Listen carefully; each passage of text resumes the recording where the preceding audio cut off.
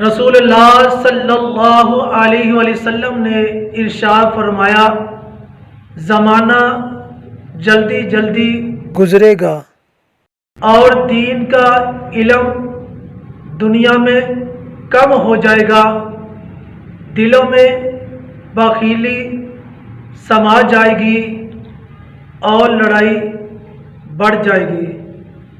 رسول اللہ صلی اللہ علیہ وآلہ وسلم نے ارشاد فرمایا، میری امت کے تمام لوگوں کے گناہ اللہ تعالیٰ بخش دے گا سوائے ان لوگوں کے جو گناہ کر کے لوگوں کو فخر سے بتائیں کہ ہم نے یہ گناہ کیا ہے۔